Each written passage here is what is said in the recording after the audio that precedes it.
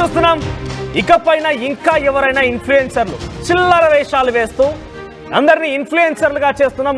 తమకు తామే ఓ స్టార్ డవించుకుంటుంటారు. ఒకరు సోషల్ మీడియా స్టార్ అట, ఇంకొకరు ఫేస్బుక్ స్టార్ అట, ఇంకొకరు గూగుల్ స్టార్ అట, ఇంకొకరు ట్విట్టర్ స్టారు, ఇంకా ఇలా చాలానే ఉన్నాయి. ఎవరికి వారు ట్యాగులు ఇచ్చేసుకొని వారు వేసే చిల్లర వేషాలు పాపం అమాయకపు జనం కూడా వారు ఫన్నీగా మాట్లాడడం, ఏది పడుతుంది మాట్లాడడంతో వారిని చూసి కొంత చూడడం వల్ల అట్లా ఫాలోవర్స్ పెరుగుతున్నారు. ఆ రకంగా ఇన్ఫ్లుయెన్సర్లుగా వారికి వారి అవతారం ఎత్తిన తర్వాత చిల్లరగా ఏది పడుతుంది ప్రమోట్ చేయడం. అసలు ఏం ప్రమోట్ చేస్తున్నాము, దాని ద్వారా సమాజానికి ఏమైనా ఉపయోగం ఉందా, మనం మంచిని చెప్తున్నామా, సమాజానికి చెడుని చెప్తున్నాము, ఏది చూడకుండా ఇష్టం వచ్చినట్టుగా బెట్టింగులు పెట్టండి, మీరు డబ్బులు సంపాదించండి, బిల్డింగులు కొనుక్కోండి, బైకులు కొనుక్కోండి, ఏది పడుతుంది కొనుక్కోండి అంట. అంత ఈజీగా వస్తాయి డబ్బులు అంటే. సో చాలామంది ఇన్ఫ్లుయెన్సర్ల పేరిట రకంగా ఇష్టానుసారంగా బెట్టింగ్ యాప్స్ని ప్రమోట్ చేస్తున్నారు. సో ఈ మధ్య కాలంలో మనం చూస్తున్నాం బెట్టింగ్ యాప్స్ ఎంత ప్రమాదాన్ని దారితీస్తే ఎంతమంది ప్రాణాలను కోల్పోవాల్సి వస్తుంది అనేది. ఏకంగా కొన్ని లక్షల కోట్ల రూపాయలు బెట్టింగ్ యాప్స్ ద్వారా కోల్పోయి ప్రాణాలు కోల్పోతున్న వారు కొన్ని పదుల సంఖ్యలో ఉన్నారు, కొన్ని వందల సంఖ్యలో ఉన్నారు. నిత్యం రోజుకి పదుల సంఖ్యలో బెట్టింగ్ యాప్ల ప్రమాదం వల్ల, బెట్టింగ్ యాప్ల వల్ల బలి అవుతున్న పరిస్థితి కనబడుతోంది. వాటికి అడ్డుకట్ట వేయాలంటే ఇలాంటి వారందరికీ కూడా అరెస్ట్ చేయాల్సిందే. ఎస్, నేను చెప్తోంది విశాఖలోని లోకల్ బాయ్ నానిగా పేరున్నటువంటి ఒక ఇన్ఫ్లుయెన్సర్. యూట్యూబ్లో వీడియోస్ చేస్తూ ఉంటాడు ఆయన కూడా. సో ఆయన ఇటువంటి బెట్టింగ్ యాప్స్ ప్రమోట్ చేస్తున్న నేపథ్యంలో బీసీ సజ్జనార్, ఆర్టీసీఎండీ సజ్జనార్ చేసిన ఈ ట్వీట్ ఎంతో మంది అమాయకుల ప్రాణాలని బలి తీసుకుంటున్న ఆన్లైన్ బెట్టింగ్ ఇక్కడ నుంచి ప్రమోట్ చేయనని నాని ప్రకటించడం అభినందనీయం. ఆయన అనౌన్స్ చేసిన తర్వాత రెస్పాన్స్ ఇది. ముందుగా ఆయన కూడా ఒక ట్వీట్ చేశారు. ఎస్, ఈ కారణంగానే బెట్టింగ్ యాప్స్ వీళ్ళు ప్రమోట్ చేస్తున్నారు కాబట్టి చాలా మంది పాపం అమాయకపు అబ్బాయిలు అమ్మాయిలందరూ కూడా బెట్టింగ్స్ ఊబిలో పడిపోయి చాలా తక్కువ సమయంలో ఎక్కువ డబ్బు సంపాదించవచ్చు అనే ఒక ఆలోచనలో ఒక మైమ్ వీళ్ళంతా క్రియేట్ చేస్తుంటారు. కాబట్టి ఆ మైమ్లో మునిగిపోయి ఏం చేయాలో తోచక అందులో డబ్బులు పెట్టేసి ప్రాణాలు సైతం తీసుకున్న పరిస్థితి. సో వాటిని అరికట్ట వెళ్ళి వీళ్ళందరూ అరెస్ట్ చేయాలంటూ కూడా చాలా మంది డిమాండ్ చేశారు. గతంలో బీసీ సజ్జనార్ కూడా అనేకమైనటువంటి ఇటువంటి ప్రమోషన్ చేసినటువంటి వీడియోలని ఆయన ట్విట్టర్లో పెట్టుకొచ్చారు. సో లోకల్ బాయ్ నాని కూడా ఇదే రకంగా ప్రమోట్ చేశారు. దీంతో ఆయన్ని పోలీసు అరెస్ట్ చేశారు. ఎస్, మీరు చూడొచ్చు, మీరు డబ్బు సంపాదించుకోవాలంటే అనేక మార్గాలు ఉన్నాయి, ఇవేం దిక్కుమాలిన పనులంటూ గతంలో ప్రమోషన్ సంబంధించిన వీడియోని బీసీ సజ్జనార్ ట్వీట్ చేశారు. సో ప్రెసెంట్ ఆ బెట్టింగ్ యాప్లని ప్రమోట్ చేసినందుకు నాని పైన కేసు నమోదైంది. బెట్టింగ్ యాప్స్ ప్రమోషన్స్ పైన టీజేఎస్ఆర్టీసీ సజ్జనార్ ఆగ్రహం వ్యక్తం చేశారు. లోకల్ బాయ్ నాని పైన ఎక్స్ లో పోస్ట్ చేశారు. ఆ పోస్ట్ ఆధారితంగానే నాని పైన నిఘా పెట్టిన పోలీసులు పదుల సంఖ్యలో సైబర్ క్రైమ్ పోలీసులకు ఫిర్యాదులు అందాయి. దీంతో పలు సెక్షన్ల కింద కేసు నమోదు చేసి సైబర్ క్రైమ్ పోలీసులను అరెస్ట్ చేసినట్టు తెలుస్తోంది. విశాఖలో యూట్యూబ్ ఇన్ఫ్లుయెన్సర్ ఉన్నటువంటి లోకల్ బాయ్ నాని అసలు ఏం ప్రమోట్ చేశాడని ప్రమోట్ చేసిన యాప్ ఏంటి మీరు చూడండి. ఎంత ఆశ్చర్యంగా ఉందనంటే అక్కడ ఒక లేడీ వచ్చి మీకు ఎంత డబ్బులు వచ్చాయి ఏంటి అని అడుగుతుంది. ఫస్ట్ మీరు వీడియో చూడండి, నేను ఎక్స్ప్లెయిన్ చేస్తాను మీకు. ఎస్,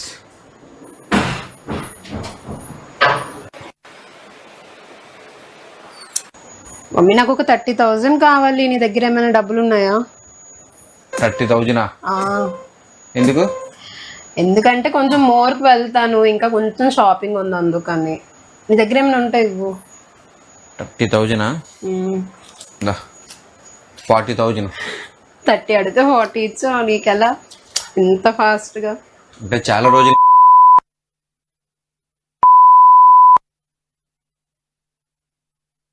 చాలా మంది మంచి ప్రిడిక్షన్ కూడా చెప్తాను అనమాట. అందరుగా మంచి విన్ అవుతుంది, వాళ్ళతో పాటు నేను కూడా విన్ అయ్యి డబ్బులన్నీ సేవింగ్ చేశాను. సేవింగ్ చేసి ఇదిగో నీకు 40,000 ఇచ్చాను. సో మళ్ళీ కూడా నేను ఆడుతున్నా కూడా, నేను కూడా. సరే, మళ్ళీ సంపాదించా, నేను మళ్ళీ షాపింగ్ అడుగుతాను నీకు. ఓకే గైస్, చూసారు కదా. సో మీకు కూడా ఇంట్రెస్ట్ ఉంటాం ఆడి మంచిగా విన్ అవ్వండి. చాలా మంది కూడా విన్ అవుతున్నారు కూడా. ఒకరు విన్ అవ్వకపోతే హ్యాపీగా మీరు బయటకు వెళ్ళిపోవచ్చు, ఎందుకంటే బయటకు వెళ్ళరు. మంచిగా రైట్, చూసారు కదా. ఆ ల్యాప్టాప్లో ఏదో ఆడుతూ ఉన్నాడు. అంతలోనే ఒక అమ్మాయి పక్క నుంచి వచ్చి, నేను షాపింగ్ వెళ్ళాలనుకుంటున్నా, మోర్కి వెళ్ళి షాపింగ్ చేస్తా, నాకు డబ్బులు కావాలి, 30,000 కావాలంట. ఆ మోర్కి వెళ్ళి 30,000 షాపింగ్ చేస్తుందట. పక్కనే ఆయన వెంటనే ఏం చేస్తారంటే 30,000 కాదు 40,000 తీసి అమ్మాయికి ఇస్తాడు. ఎలా సాధ్యమైందనంటే ఇంకో బెట్టింగ్ యాప్లో డబ్బులు పెట్టినా, ఆల్రెడీ నీకు తక్కువ మొత్తంలో ఇన్వెస్ట్ చేసి ఎక్కువగా రిటర్న్స్ ఇచ్చినా, ఇంకా ఆడుతున్నా, ఇంకా సంపాదిస్తా. ఏంటి ఆ లెక్క పెట్టినంత సమయంలోనే డబ్బులు తీసి ఇచ్చేయడమా? ఇప్పుడు సంపాదించండి ఇక జైలుకి వెళ్ళి. ఎవరైనా ఇంకా మీరు బెట్టింగ్ యాప్ల ద్వారా సంపాదిస్తున్నారంటే కనుక నెక్స్ట్ మీరు ఎక్కడ సంపాదిస్తారు తెలుసా? జైలుకి వెళ్ళి బండరాలు కొట్టి సంపాదించాల్సి వస్తుంది. తస్మాత్ జాగ్రత్త. ఇటువంటి బెట్టింగ్ యాప్స్ని చిల్లరగా ప్రమోట్ చేసే ఆ సోషల్ మీడియా ఇన్ఫ్లుయెన్సర్లందరికీ కూడా మీరు ఇంకా బెట్టింగ్ యాప్స్ ప్రమోషన్ కనుక చేయాలనుకుంటే డెఫినెట్గా ఇక నెక్స్ట్ మీ సంపాదన అంతా కూడా జైల్లో నేను భావించండి.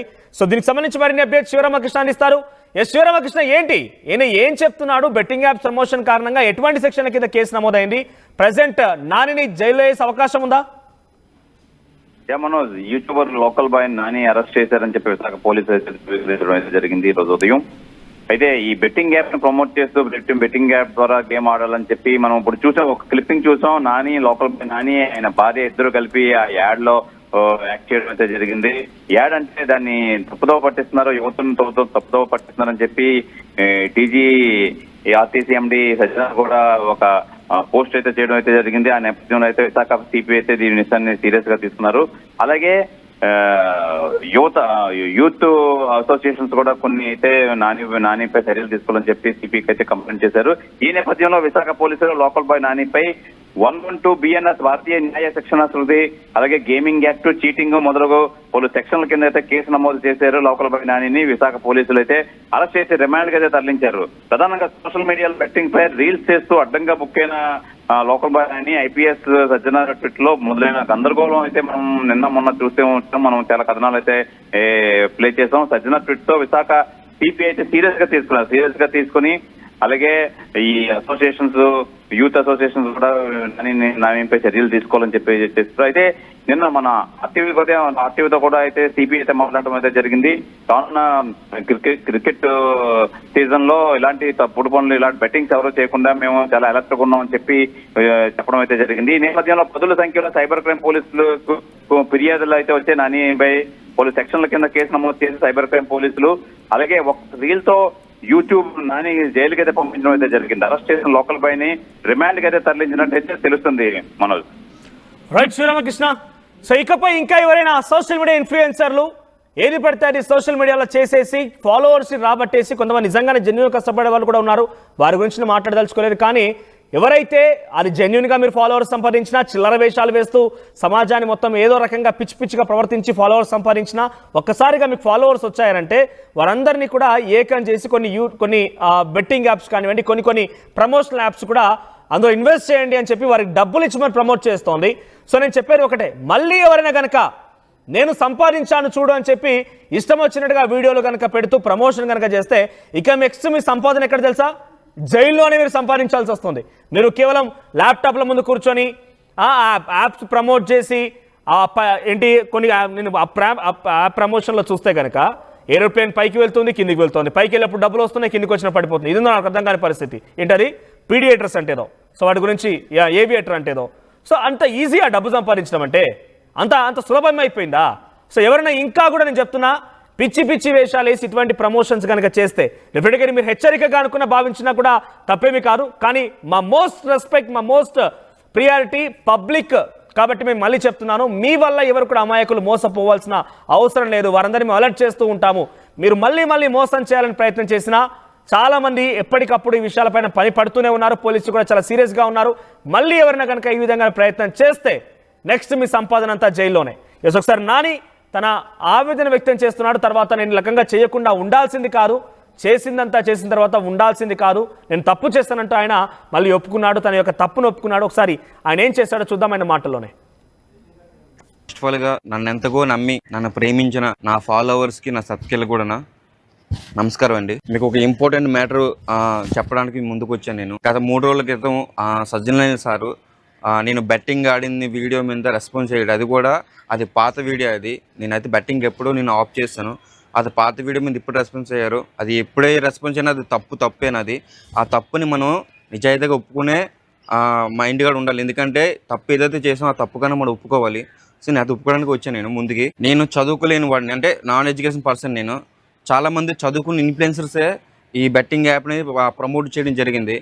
వాళ్ళని చూసి ఏంటంటే ఇది నిజమేమో అనుకో నేను కూడా కొన్ని 2-3 చేయడం అయితే జరిగింది. తర్వాత నాకు కొంతమంది చెప్పడంతో ఇది ఫేకు, దీనివల్ల చాలామంది జీవితాలు కూడా నాశనం అయిపోతున్నాయి, ఆఫ్ చేసిన అనేది నేను అప్పుడే ఆఫ్ చేసి రద్దు చేస్తాను కూడా. అట్లా జోలికి వెళ్ళట్లేదు. కానీ పాత వీడియో అయినా సరే, కొత్త వీడియో అయినా సరే, దానికి ఏదైనా సరే మనం చేసిన తప్పు కాబట్టి తప్పు అని ఒప్పుకోవాలి. నేనైతే దాన్ని అయితే పూర్తిగా ఆఫ్ చేసేసాను. కానీ ఇంకా 100 మంది 1,00,000 మంది ఇన్ఫ్లుయెన్సర్ చదువుకున్న వాళ్ళు మళ్ళీని దాన్ని ఎంకరేజ్ చేస్తున్నారు. సో వాళ్ళని చూసే నాలాంటి చదువుకున్న ఇన్ఫ్లుయెన్సర్ కూడా దాన్ని నిజమే అనుకుని చేశారు. కానీ ఇంకా చదువుకుని ఇన్ఫ్లుయెన్సర్కి చెప్తున్నాను, చేసిన తప్పని ఒప్పుకోవట్లేదు వాళ్ళైతే. అది ఎవరైనా మీ మైండ్కి వదిలేస్తాను. అలాగే ఇక నుంచి అయినా సరే ఈ బెట్టింగ్ మాఫియాని నేనైతే ఒప్పుకుంటున్నా, నేనైతే దాన్ని అంతం చేస్తున్నా. నాలైతే మార్పు వచ్చింది. సో మీలో కూడా చాలామంది ఇన్ఫ్లుయెన్సర్ కూడా ఈ వీడియో చూస్తారు, మీలో కూడా మార్పు రావాలని నేనైతే కోరుకుంటున్నాను. ఎందుకంటే మన వాళ్ళని ఎంతో నమ్మి మన సబ్స్క్రైబర్లు, మన ఫాలోవర్స్ కూడా ఈరోజు మనం ఇన్ఫ్లుయెన్సర్ అయ్యామంటే వాళ్ళు పెట్టే బెక్స్ అది. నీకు నువ్వే ఇన్ఫ్లుయెన్సర్, పుట్టుకతోనే ఇన్ఫ్లుయెన్సర్ అయిపోలేదు నువ్వు. వాళ్ళు మన టాలెంట్ని గుర్తించి మనలో నుంచి ఏదో ఒక రకమైన ఇన్ఫర్మేషన్ లాగడానికి మనల్ని ఫాలో అవి మనల్ని ఇన్ఫ్లుయెన్స్ చేశారు చేసిన తర్వాత మనం వాళ్ళకి నచ్చినట్టుగా వాళ్ళకు పనికొచ్చే దానిగా మనం వీడియోలు చేయాలి, లేదంటే పనికొచ్చే మెసేజ్లు ఇవ్వాలి. మనం పనికిరాని అయితే ఇవ్వకూడదు. నేనైతే చేసిన తప్పైతే నేను నిజాయితీగా ఒప్పుకుంటున్నా, చేసిన తప్పే. ఇకపై దాని జోలికి వెళ్ళినా దాన్ని ప్రమోట్ చేయడం జరిగితే నేను సోషల్ మీడియా నుంచి నేను తప్పుకుంటా. అసలు సోషల్ మీడియాలోనే నేను కనిపించను. ఇది నా సబ్స్క్రైబ్ మీద, అలాగే నా మీద కూడా నేను ప్రామిస్ చేసి చెప్తున్నాను ఇది. అలాగే మిగతా ఇన్ఫ్లుయెన్సర్ కూడా ఈ వీడియోని చూసి మీరు కూడా మీ సబ్స్క్రైబర్లకి, మీ ఫాలోవర్స్కి కూడా పనికొచ్చే వీడియోలు చేయాలని, ఈ బెట్టింగ్ మాఫియాని అంతం చేయాలని నేనైతే మనస్ఫూర్తిగా కోరుకుంటున్నా. అలాగే సజ్జన సార్కి కూడా సారీ చెప్తున్నా. సార్, మీరు నాకు ఇచ్చిన వార్నింగ్ కరెక్ట్గా అయింది, కరెక్ట్ సూచనలు ఇచ్చారు సార్ మీరైతే. ఎందుకంటే మీరు ఇవ్వడం వల్ల నాలో కూడా ఇప్పుడు ఈ వీడియో చేయాల్సిన అవసరం వచ్చింది. ఎందుకంటే మిగతా వాళ్ళందరూ కూడా చూడాలి, ఇన్ఫ్లుయెన్సర్లు చూడాలి, వాళ్ళకి కూడా ఏదో రోజు కూడా మీరు బుద్ధి చెప్పాలి sir. Thank you so much sir. మీరు కూడా మంచిగా రెస్పాన్స్ అయ్యి బెట్టింగ్లు చేసే వాళ్ళకి కూడా ఒక వార్నింగ్ లాగా ఇచ్చారు. చాలా మంచి విషయమే సార్.